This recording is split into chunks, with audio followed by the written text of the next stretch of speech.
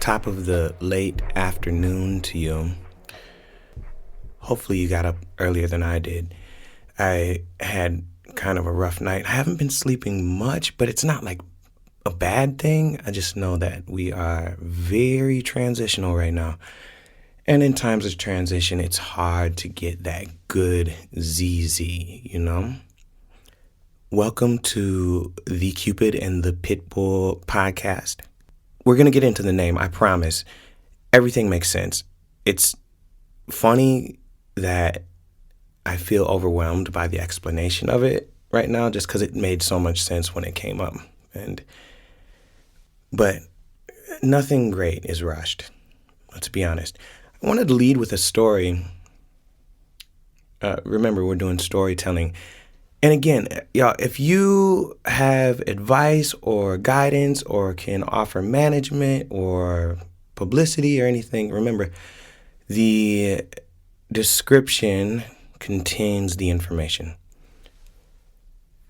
So I've been playing some major musical chairs in my life, but specifically in my apartment. My new place that I live, I love my new place. And like I said, it's a huge deal because I've never had anything like this. A nice one bedroom with the view and the little quaint kitchen and, blah, blah, blah. Just a quick aside, yesterday's gig went amazing. It went swimmingly. Let me just say, very swimmingly. We played our songs. We had chaos.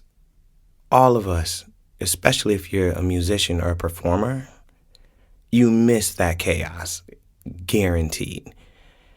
And if you don't, you could really, there's room for growth in the adrenal house of your skill set.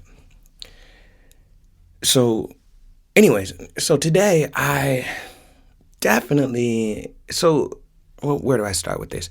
So I've been playing musical chairs in my apartment, right? And what that means is chairs keep finding me in weird ways. Seating keeps finding me. And the first thing that found me was the maroon chair, and that's now in the maroon room, which is now the title of my next project. I'm so excited about it. More to come on that later, though. The musical chairs are giving meaning and swapping and hurry up and get your place before you are eliminated. But the main funniest part about this is that there was a chair in here in the room. I call this the run game room. The run game room is where you come to get shit done. And so there was this very dysfunctional chair.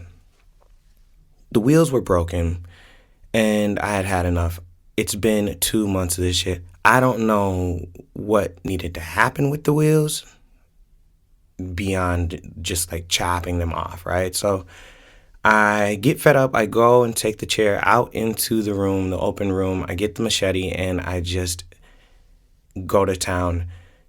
It almost was successful, except for the bottom of the chair compensated for the length that the wheels provided for the chair. So then the chair became this weird, imbalanced, stupid chair. And so I removed the whole bottom part, only to find out that there's this stem under the chair that kind of balances it. It's a metal, I just called it a stem. I don't know what you call it, but it's this metal thing, and it made the chair automatically cute. I decided to put it out there on the patio. It can't be in here anymore because it's not functional. But then I was left with that question of, okay, now that you've removed something from a space that it thought it was supposed to be in, and you thought it was supposed to be in, there is a void, and you need to find a replacement. So I looked around, but here's the poetry of this.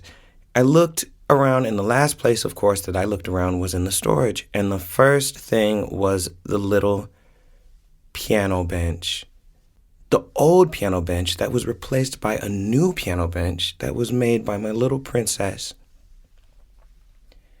And I just thought that was so poetic. You know, one piano bench replaced by another, put into storage, only to be brought in a new function, in a new capacity to help me out with the Cupid and the Pitbull podcast. So I'm sitting in it now, and it feels good. It feels like comfortable. It feels kind of movable. It's also much smaller than the other chairs, so there's a lot more space in this small, random room in this apartment. This apartment just has so many secrets. New Life has such a plethora of secrets that can only be discovered as you sort things out, you untangle things, and you understand that everything is there for a reason. So that's my story. Don't want to take up too much of your time. I thought that maybe we could, before we put on our meditation music to set our intentions for the rest of the day, just give a major shout out to the awe of Minneapolis. It's where I'm from. It's part of my bio, and eventually I'd love to talk about it, but yesterday was the anniversary of George Floyd, and I just think a big wave of energy likely moved through there. But from what I'm hearing, they all harnessed and felt and loved. I really miss that place and will forever. Let's get into this.